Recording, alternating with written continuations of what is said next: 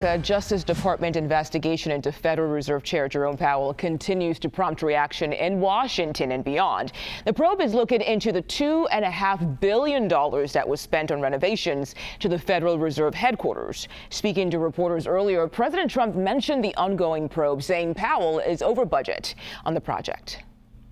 Well, he's billions of dollars over budget, so he either is incompetent or he's crooked. I don't know what he is, but certainly he doesn't do a very good job. Let's go live now to CBS News Justice reporter Jake Rosen.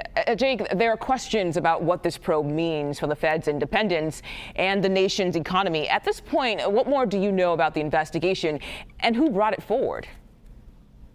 Well, Mugo, what we do know is that it's surrounding Jerome Powell's testimony last year, in which there was a brief exchange between lawmakers and senators about this ongoing Federal Reserve renovation.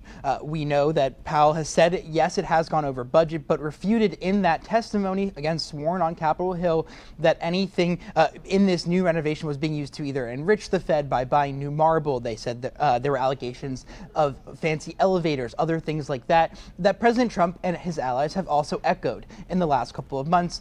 We know that, yes, this project is over budget, but it's not nearly as high as what President Trump has said. And in a statement posted on X last night from U.S. Attorney in Washington, D.C., Janine Pirro, she gave us the most direct explanation of what happened from the Department of Justice's point of view.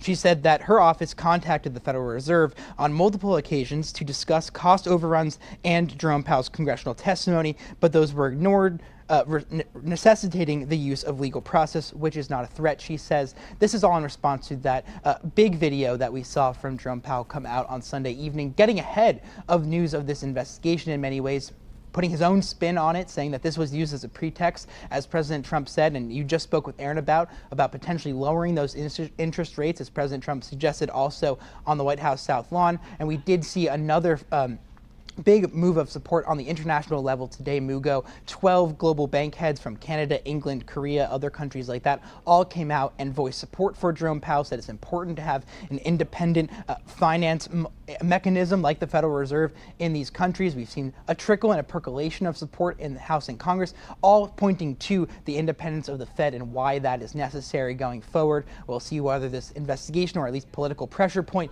turns into anything more in terms of a real criminal investigation. But right now it appears like this is a move by the Trump administration to exert pressure on Jerome Powell to either lower interest rates or, before his term ends, potentially resign. Okay. Jake Rosen, thank you.